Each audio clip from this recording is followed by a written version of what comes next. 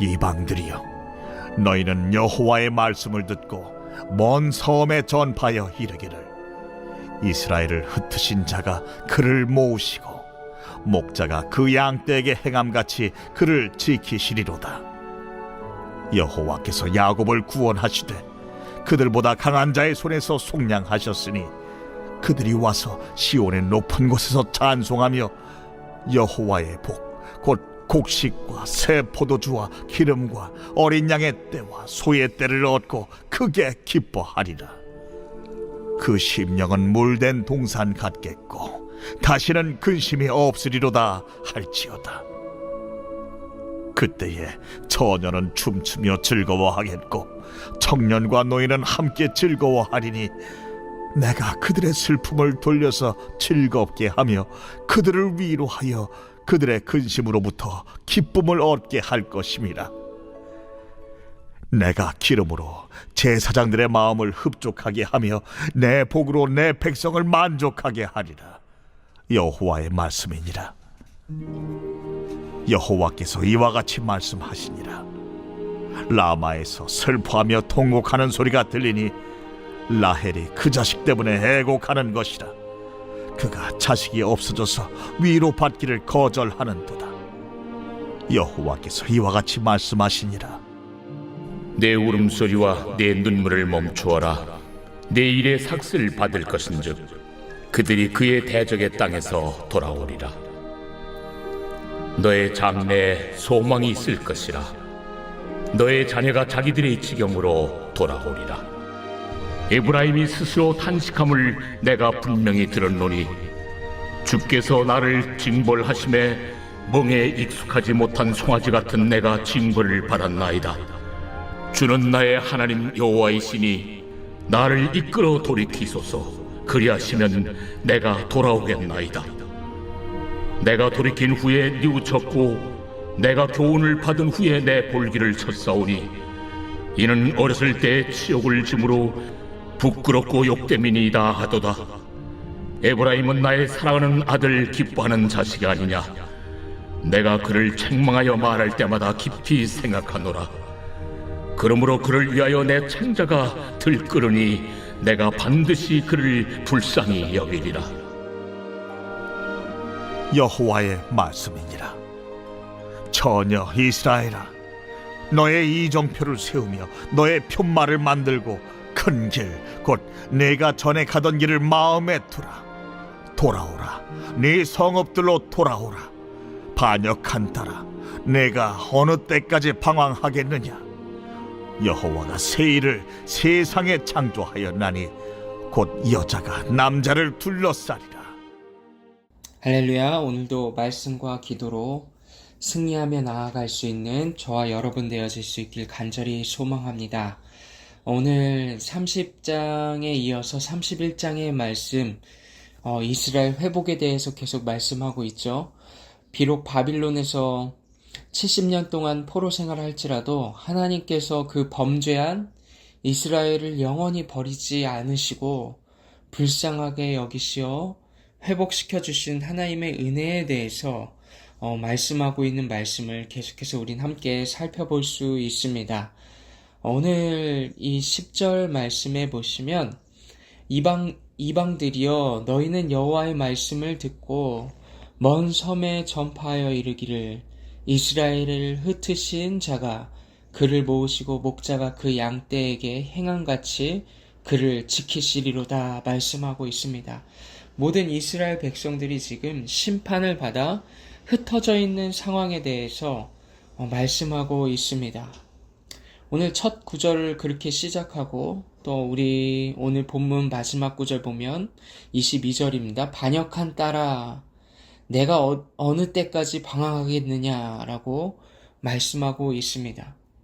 우리 예레미야에서 중요하게 그 백성들이 행한 악을 정의하고 있는 두 가지가 있는데, 예레미야 2장 우리 13절 말씀 보시면 내 백성이 두 가지 악을 행하였나니 곧 그들이 생수의 근원되는 나를 버린 것과 스스로 웅덩이를 판 것인데, 그것은 물을 가두지 못할 터진 웅덩이들이니라 라고 말씀하고 있습니다. 여기서 말하는 생수의 근원대는 바로 하나님을 버렸다라는 것입니다. 그들은 하나님보다도 이 세상의 우상에게 마음을 빼앗기고 세상에게 그 마음을 주어서 스스로 그 웅덩이를 팠는데 그것은 물을 가두지 못하는 터진 웅덩이와 같다라고 말씀을 하고 있어요. 아무도 기대할 수 없는 허무한 우상들을 상징하는 것이죠. 물을 저장할 수가 없습니다. 근데 오늘 하나님의 말씀은 이러한 백성들에게 회복의 약속을 주시는데 놀라운 약속의 말씀을 주는 것입니다. 그들을 여전히 지키시고 보호하신다라고 말씀하시며 11절 오늘 31장 11절 말씀 보시면 여호와께서 야곱을 구원하시되 그들보다 강한 자의 손에서 속량하셨으니 그 바벨론의 포로에서 언젠간 돌아오게 하실 거라는 강력한 메시지를 주고 있습니다. 근데 그때에 12절 말씀 보시면 또 이렇게 말씀하고 있습니다. 그들이 와서 시온의 높은 곳에서 찬송하며 여호와의 복 곧 곡식과 새포도주와 기름과 어린 양의 떼와 소떼를 얻고 크게 기뻐하리라. 그 심령은 물된 동산 같겠고 다시는 근심이 없으리로다 할지어다. 이렇게 말씀하고 있습니다. 그들은 분명히 터진 웅덩이, 스스로 판 웅덩이를 그들이 찾아서 그 삶을 살아갔는데 하나님께서는 그들에게 다시 하여금 기회를 주시는 것입니다. 다시 구원하여 주신다라는 것입니다. 그뿐만 아니라 그들의 심령은 어떻게 변화될 것이라고 말씀하는 거예요? 물을 가두지 못한 터진 웅덩이가 아니라 물된 동산 같을 것이다 라고 약속해 주시는 것입니다. 이 물된 동산은 어떤 곳입니까? 바로 나무들이 심겨진 정원이라는 뜻인데 하나님께서 베푸신 풍성한 복과 은혜를 말하는 것입니다. 그래서 영혼에 다시는 근심이 없으리로다 라고 말씀을 선포하는 거죠. 우리 13절 말씀 보면 또 이렇게 예언을 하고 있습니다. 그때 처녀는 춤을 춤추며 즐거워하겠고 청년과 노인들은 함께 즐거워하리니 내가 그들의 슬픔을 돌려서 즐겁게 하며 그들을 위로하며 그들의 근심으로부터 기쁨을 얻게 할 것임이라 라고 말씀하고 있죠. 이 말씀은 13절 말씀은 그들에게 기쁨을 즐거움을 줄 것이다. 슬픔을 돌려서 위로를 줄 것이다 라고 말씀을 하고 있는 것입니다. 기쁨, 근심으로부터 기쁨을 얻게 할 것이다. 왜냐하면 나 여호와가 14절 말씀 보시면 내가 내 기름으로 제사장들의 마음을 흡족하게 하며 내 복으로 아주 중요한 말씀이죠. 내 백성을 만족하게 하리라 라고 말씀하고 있습니다. 하나님께서는 하나님으로부터 만족하지 못하는 이스라엘 백성들을 내 백성을 만족하게 할 것이다 라고 약속을 하고 있는 하나님의 말씀을 볼 수가 있는 것입니다. 그래서 우리 15절부터 22절까지의 말씀을 보면 포로로 끌려가는 자식을 통곡하는 어미의 마음을 또 위로하는 비유로도 표현을 하고요. 포로 귀환의 확실한 것을 약속하고 있는 하나님의 말씀을 볼 수가 있는 것입니다. 어떻게 하면 우리 영혼이 하나님으로부터 다시 만족하며 삶을 살아갈 수 있을까?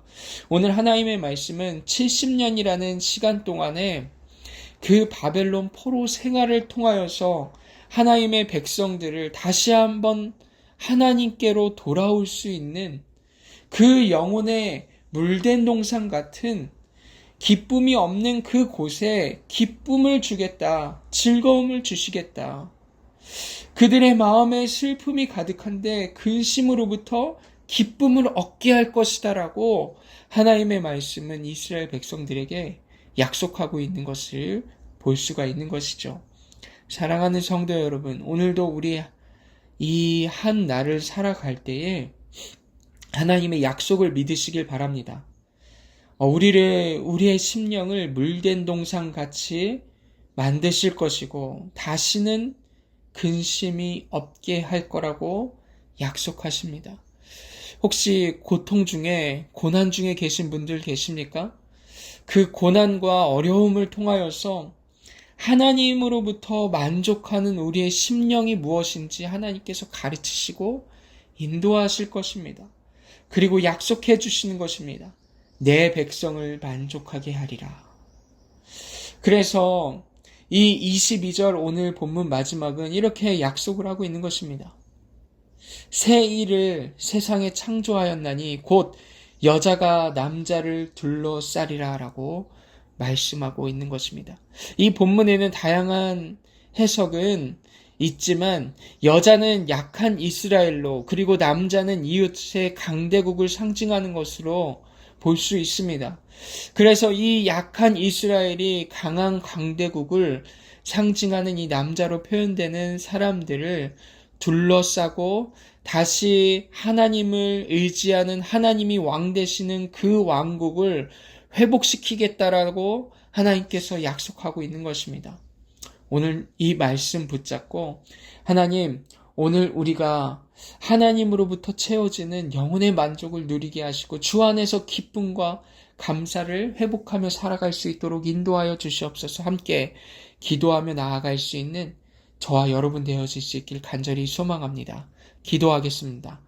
하나님 아버지 감사합니다. 포로된 이스라엘 백성들에게 예언하시는 이 말씀을 통하여서 다시 말씀을 통하여서 흩어진 자들이 다시 모이고 회복되어져서 다시는 근심이 없고 위로를 주시며 정말 즐거움과 기쁨을 허락하시는 하나님, 오늘 이 하루를 그 기쁨과 감사함과 하나님으로부터 오는 만족함을 누리며 살아가길 원합니다.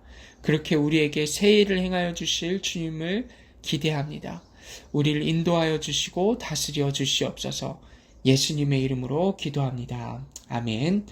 오늘은 하나님의 말씀 함께 붙잡고 기도하며 나아가시며 또 다음 세대를 위해서 기도하며 나아가도록 하겠습니다. 함께 기도하겠습니다.